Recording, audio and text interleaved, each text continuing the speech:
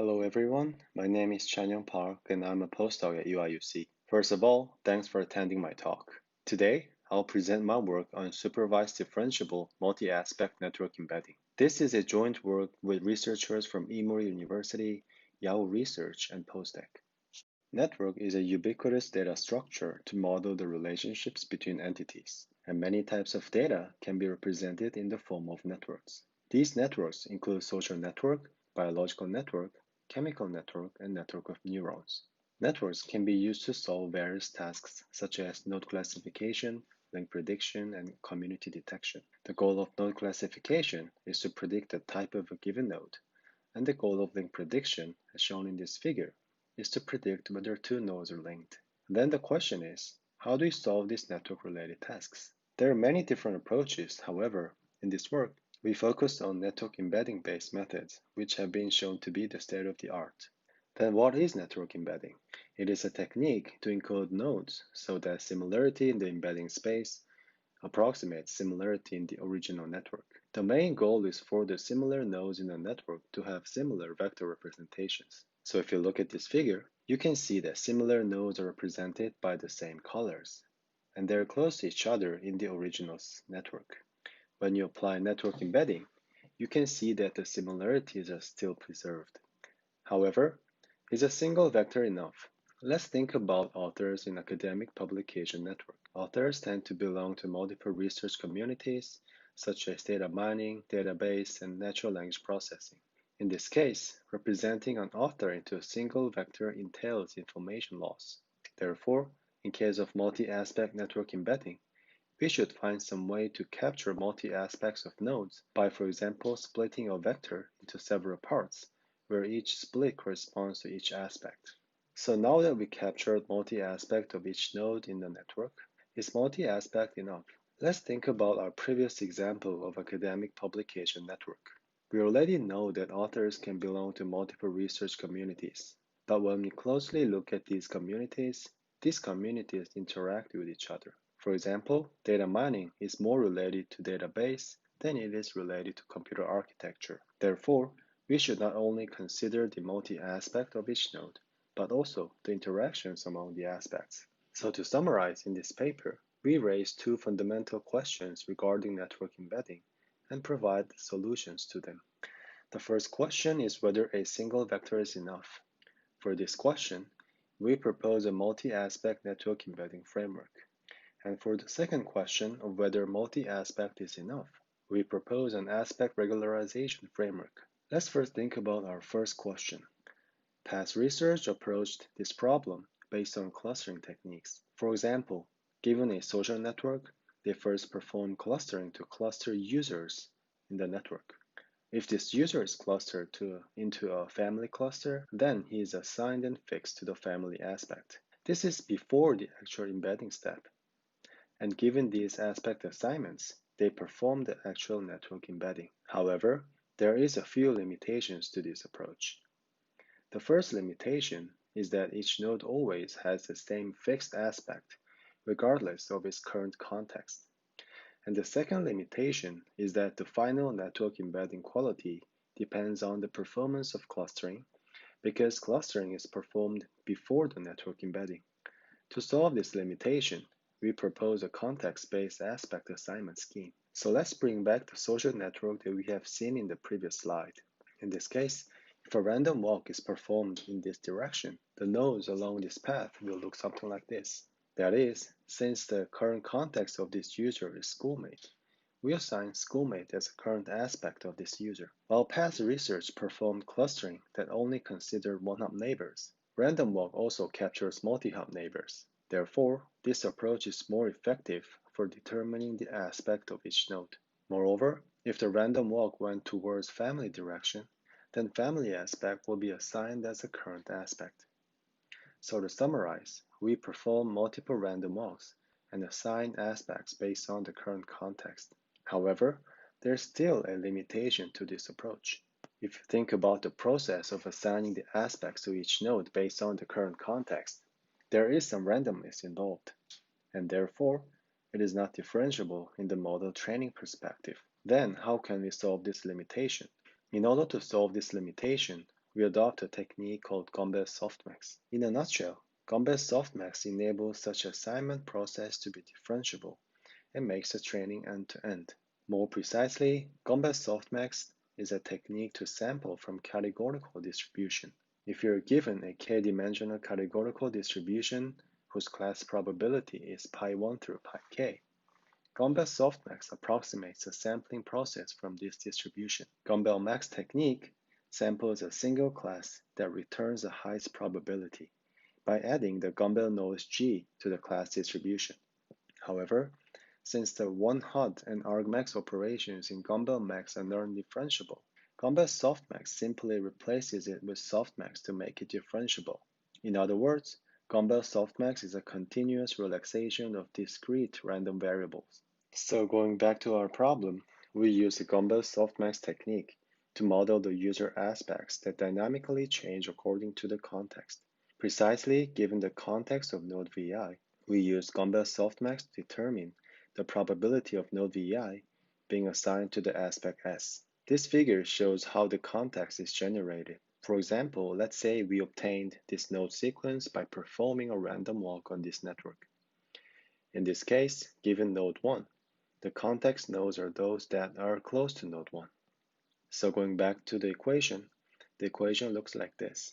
That is, we sample the aspect that gives the highest value, which is equivalent to selecting the aspect determined by the neighborhood that is most similar to the current node embedding. So to summarize what we have been talking about so far, instead of modeling each node as a single embedding vector, we want to introduce multiple aspect embedding vectors for each node, where each aspect embedding vector is responsible for each aspect. To facilitate an end-to-end training, we model the aspect selection probability by adopting the Gumbel-softmax trick. This is for a single random walk sequence, and in the end, we integrate the losses for all the random walks to formulate our final objective function. So far, we have looked at our answer to the first question, which is whether a single vector is enough. Next, let's focus on our next question, that is multi-aspect enough? As mentioned earlier, the aspects interact with one another. Going back to our example of academic publication network, we have seen that authors may belong to multiple research communities. For example, data mining is more related to database than it is related to computer architecture. Therefore, to capture such interactions among the aspects, aspect embeddings should satisfy two conditions. First, the aspect embeddings should be related to each other, and we call it the relatedness among aspects. By modeling the relatedness among the aspects, we aim to capture some common information shared among the aspects. Secondly, the aspect embeddings should be diverse from each other, and we call it the diversity among aspects. By modeling the diversity among aspects, we can independently capture the inherent properties of individual aspects. To sum up, our challenge is how to capture the relatedness among aspects while also maintaining the diversity among them. First, capturing diversity among aspects is simple. By simply minimizing the similarity among aspect embeddings, we can maximize the diversity. So in this equation, we compute the pairwise similarity among all possible pairs of aspects. Here, Q star I is an aspect embedding matrix with respect to aspect I. So each row is an aspect embedding vector for each node with respect to aspect I. And the aspect similarity between aspect I and aspect J is defined by the sum of the cosine similarities between node embeddings of aspect I and aspect J.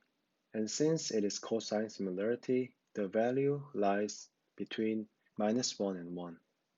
Now that we capture the diversity among aspects by minimizing the similarity among aspect embeddings, what about relatedness? Can we also capture the relatedness among aspects while simultaneously capturing diversity? To this end, we allow similarity among aspects to some extent.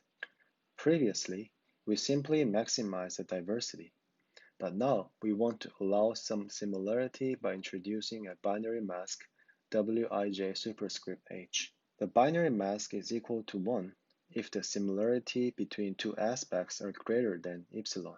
and otherwise 0. This means that we would like to enforce loss if similarity is larger than epsilon, which means we allow similarity as much as epsilon.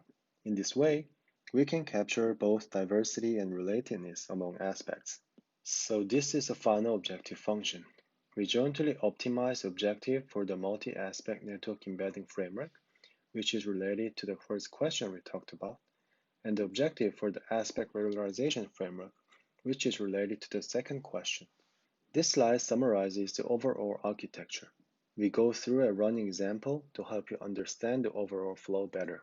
First, we perform a random walk on a network and obtain a sequence of nodes Vi through V5, where V3 is a current target node and V1, V2, V4, V5 are context nodes of V3. Here, each node, whether it is a target node or a context node, has a target embedding vector and k aspect embedding vectors. In this example, we assume there are 3 aspects, that is, k is equal to 3. Next, we summarize the aspect embeddings of the context nodes through a redot function. Then, given the target embedding vector P3 of V3 and the aspect embedding vectors of the context nodes, we select the current aspect via the Gumbel-softmax trick. Next, given the selected aspect, we perform multi-aspect network embedding based on skipgram objective. And finally, the aspect embedding vectors are passed to the aspect regularization framework to ensure the diversity and the relatedness among aspects. So far, I've talked about our proposed method, and from now on, I'll show experimental results. We used 12 datasets, including social network, protein network, word co-occurrence network, and academic networks. This table shows the results of the link prediction task. Our proposed method is called asp2vec. As you can see from the table, asp2vec generally performs well on all datasets, and it is important to note that asp2vec shows especially superior performance on social networks, PPI, and Wikipedia networks. So before explaining a reason for this, let's think about the inherent characteristics of our datasets. If you think about social network, there are many different user communities. Each user tends to belong to multiple of them. For instance, blog catalog dataset is reported to have 39 communities. On the other hand, if you think about academic network, there are fewer research communities compared with the social communities in social network. And authors usually work on a limited number of areas compared with users in a social network who may belong to multiple social communities. So going back to our table, we can see that asp2vec performs better on networks that inherently exhibit multiple aspects like social network, which aligns with our expectation.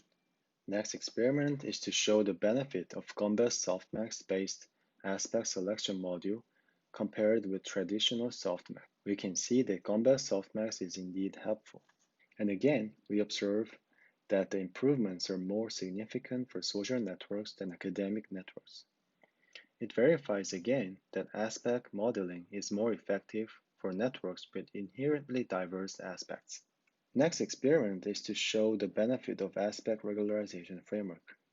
First, we can see that the performance drops significantly when the aspect regularization framework is not incorporated, which shows the benefit of the aspect regularization framework.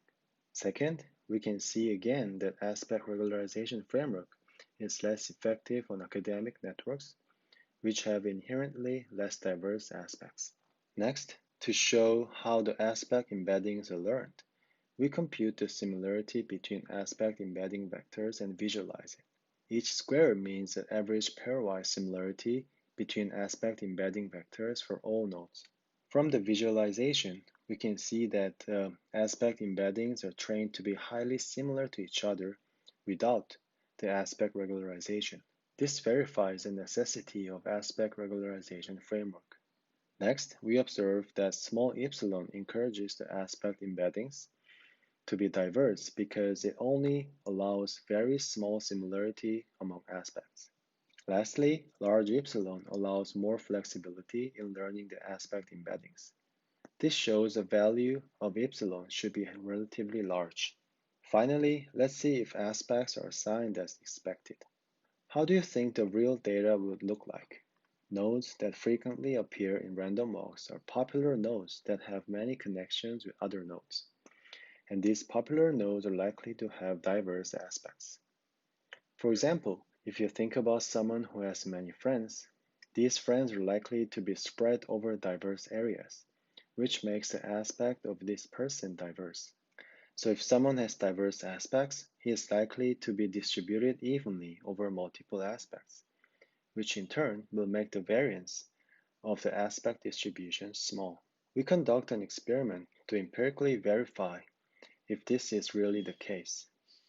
The x-axis in this graph denotes the node popularity, that is the frequency of a node appearing in random walks, and the y-axis denotes the variance of aspect distribution. The above two graphs are results of the previous clustering-based method, and the below two graphs are results of our proposed Gumbel-softmax based method. As you can see in our proposed method, as a node gets more popular, the variance gets smaller and vice versa. On the other hand, the previous method doesn't show any patterns. This verifies that our proposed method indeed reflects what is happening in the real data. To conclude, we propose a novel multi-aspect network embedding method called asp2vec, which dynamically determines the aspect based on the context information. The core components of our proposed method are the aspect selection module, which approximates the discrete sampling of aspects, and the aspect regularization framework, which encourages the learned aspect embeddings to be diverse, but to some extent related to each other. Although in this talk I've only focused on homogeneous network embedding, asp2vec can be easily extended to heterogeneous networks with multiple types of nodes and multiple types of relations between nodes. For more information, please check our paper and code. Thank you for watching.